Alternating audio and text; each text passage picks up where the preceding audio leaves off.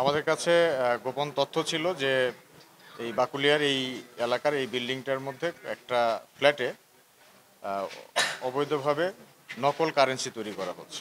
সেই তথ্যের ভিত্তিতে আমরা অভিযান পরিচালনা করি এবং অভিযান পরিচালনা করে আমরা বেশ ভালো অ্যামাউন্টের বিভিন্ন দেশের কারেন্সি পাই, যার মধ্যে বাংলাদেশি টাকা আছে, ইউএস ডলার আছে, এরপর ইউনাইটেড আরব আমিরাতের মুদ্রা আছে এবং আরেকটা কোন ইউরো আছে এর মধ্যে, তো সৌদি রিয়ালও আছে। তো মোটামুটি 5টা দেশের মুদ্রা এখানে আছে।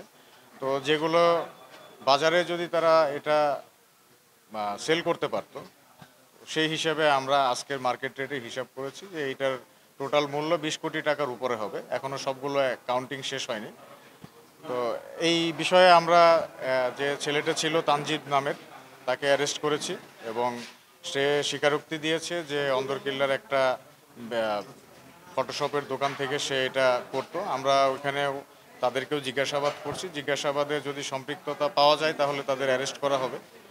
আর আমরা খুঁজে দেখছি যে আরও কেউ কেউ সম্পৃক্ত আছে কিনা। এটা একটা চক্র, যেটার একটা গ্রুপ সিলেটে আজকে সকালে ধরা পড়েছে এবং আরেকটা গ্রুপ এখানে ধরা পড়েছে।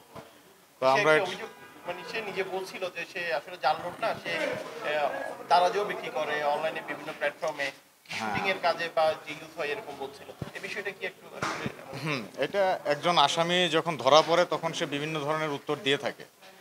তো সে দাবি করছিল যে প্রথমে বলেছে এটা শুটিংয়ের জন্য।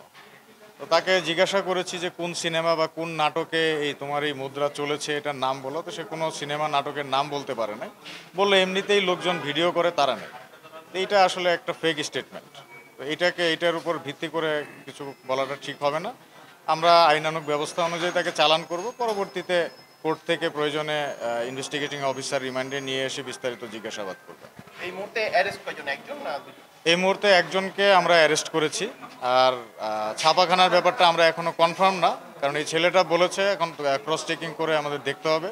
যদি নিশ্চিত হয় সেই ক্ষেত্রে হয়তো তাদেরকেও অ্যারেস্ট করব।